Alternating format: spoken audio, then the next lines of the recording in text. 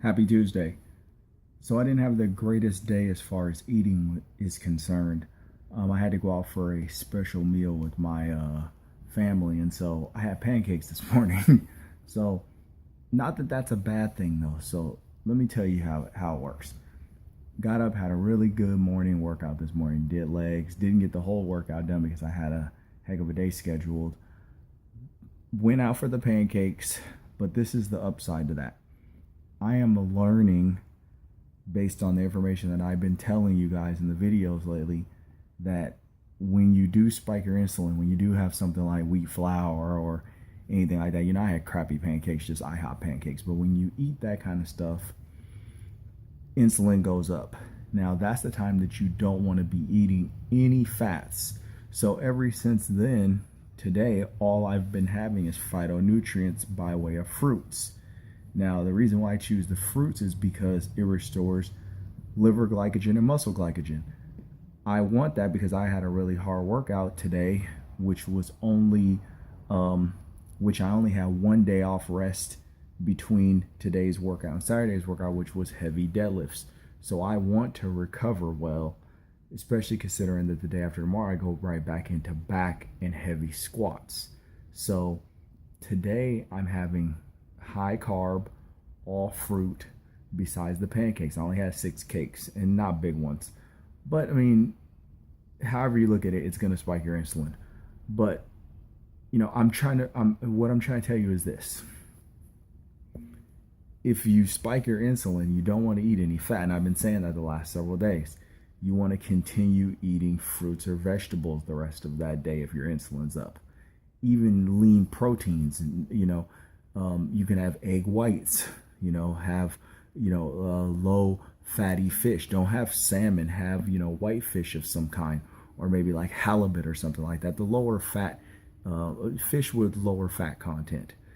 You just want to stay away from the fats when your insulin is up. So, tonight I'm going to have my banana pancakes. Those have a little bit of egg whites in them. The rest of the recipe is bananas topped with some organic strawberries and blueberries. And I feel like, my insulin's been up throughout the day and I'm a little bloated because of, that whole scenario, but I'm not adding to fat storage. See, your body can be in this prime state, with your insulin, up to the roof. But if you're not eating the things that cause your body to store fat during that period of time, you're good. Your body's not going to change fructose into fat in 1 day, especially considering another thing that I did. For one thing, I had to work out this morning, and then for two, I went out and did a walk this afternoon, a 60-minute walk, and I, pushed the pace a little bit. So I'm not really worried about it. These little tricks that I'm slowly, it's funny because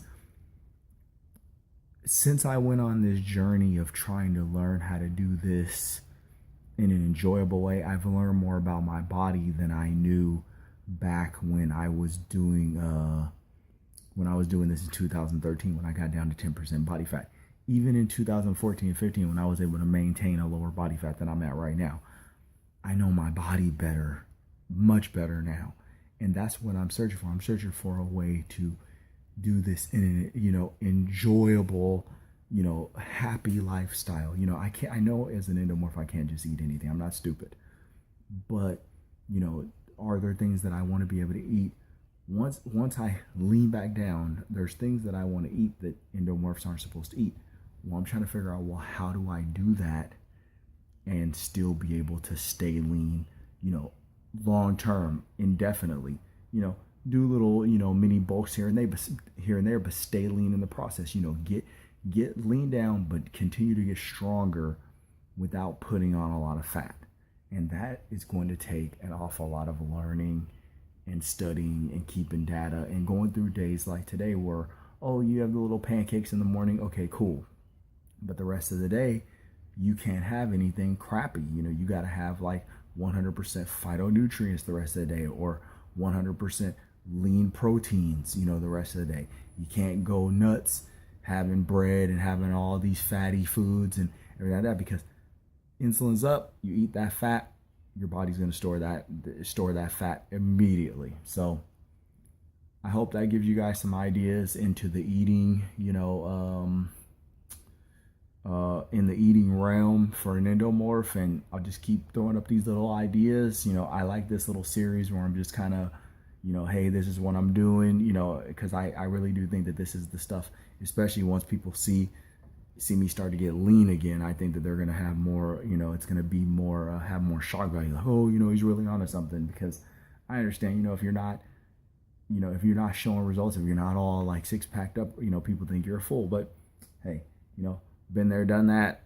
As I've said before, I've gotten strong as crazy strong since last year when I started, trying to put on size and strength.